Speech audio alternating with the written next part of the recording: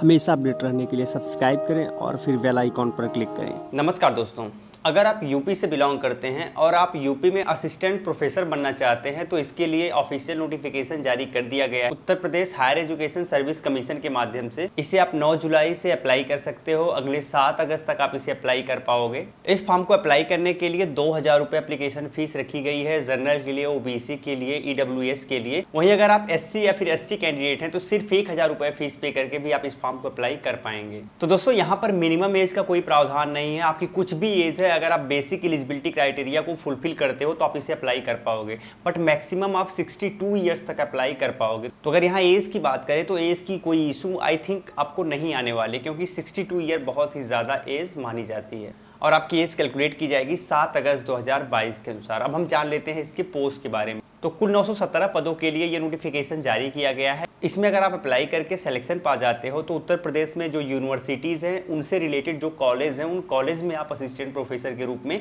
नियुक्त हो पाओगे। अब बात आती है कि यहाँ पर अप्लाई करने के लिए बेसिक एलिजिबिलिटी क्राइटेरिया क्या रखी गई है। अगर आप जिस सब्जेक्ट से अप्लाई करना चाहते हैं सबसे पहले आपको चेक करना है उस सब्जेक्ट में वैकेंसी है या नहीं। तो अगर उस सब्जेक्ट में वैकेंसी है तो आपको उसी सब्जेक्ट से मास्टर डिग्री कंप्लीट होना चाहिए। मास्टर डिग्री का मतलब होता है जैसे आपने एमए किया हो, एमएससी किया हो या फिर एमकॉम किया हो और उसमें एटलीस्ट 55% मार्क्स आपका होना चाहिए। सेकेंड, अगर आपके पास मास्टर डिग्री में 55% मार्क्स है तो उसके साथ आपको नेट एग्जाम पास होना जरूरी है। आप नेट हो या फिर जेआरएफ हो, बहुत सारे स्टेट सेट या स्लेट करवाते हैं तो वो भी अगर आप पास हैं तब भी आप इसके लिए एलिजिबल माने जाएंगे।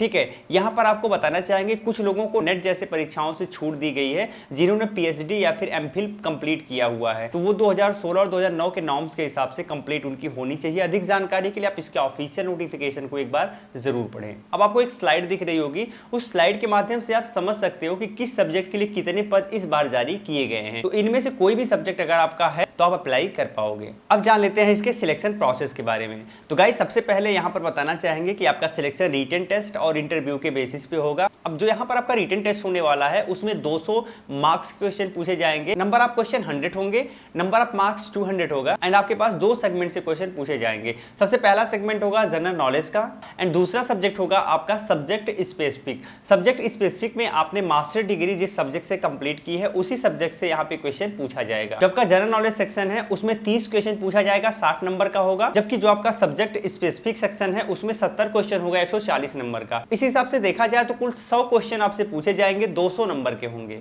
इसमें अगर आप कोई क्वेश्चन गलत करोगे तो किसी प्रकार की नेगेटिव मार्किंग नहीं है, तो यहाँ पर क्वेश्चन गलत करने पर आपको कोई नुकसान नहीं होने वाला। अब जैसे ही आपका रिटन टेस्ट क्लियर हो जाएगा फिर आपका इंटरव्यू होगा। इंटरव्यू के पहले फिर से आपसे फॉर्म भरवाया जाएगा और आपसे ये चूज करने के लिए बोला जाएगा कि आप किस विद्यालय में जाने के लिए उत्सुक हैं।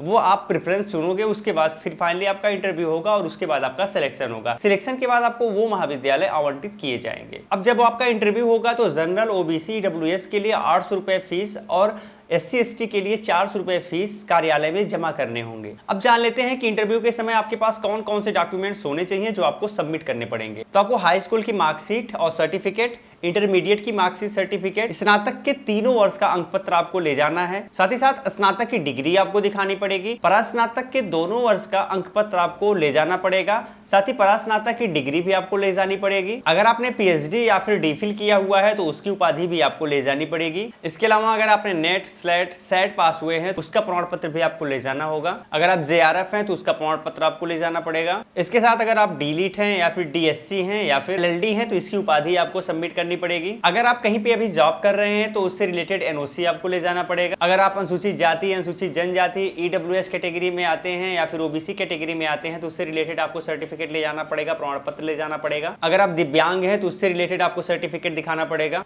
अगर आप एक्स सर्विसमैन हैं तो उससे रिलेटेड सर्टिफिकेट दिखाना पड़ेगा। साथ ही साथ आपको चरित्र प्रमाण पत्र दिखाना पड़ेगा जहां पर लास्ट में आपने पढ़ाई करी हो। इसके अलावा 2 संभ्रांत व्यक्तियों के द्वारा बनाया गया चरित्र प्रमाण पत्र भी आपको ले जाना पड़ेगा। आपकी आईडी होनी चाहिए और न्यायालय के द्वारा आपको एक शपथ पत्र देना पड़ेगा जिसमें यह दिखाया जाएगा कि आप पर कोई कार्रवाई हुई है या फिर कार्रवाई नहीं हुई है। तो इस तरीके से आपको इसी वीडियो के डिस्क्रिप्शन में लिंक मिलेगी जहां से जाके आप इसे अप्लाई कर पाओगे। अप्लाई करने के साथ ही आपको नोटिफिकेशन डाउनलोड करने की लिंक भी आपको मिल जाएगी। अब जान लेते हैं इसके वेतन के बारे में। तो गाइस, ये जो जॉब है ना वो 6000 ग्रेड पे की जॉब है। 6000 ग्रेड पे की जॉब का मतलब हो गया कि जब आपकी ज्वाइनिंग होगी तो नियरली 70 से 75 हजार रुपए महीने एटलीस्ट आपको सैलरी दी जाएगी। तो आप इस वीडियो के कमेंट में लिख के जरूर बताइए कि आपको ये वीडियो कैसी लगी। लिए। अगर अच्छी लगी हो तो आप इसे लाइक और शेयर जरूर करिएगा, और हमारी वीडियो को अगर आप मिस नहीं करना चाहते, हमें सब्सक्राइब करके घंटी पर प्रेस करना बिल्कुल नहीं भूलिएगा। फिर मिलते हैं एक नई वीडियो में, तब तक के लिए जय हिंद।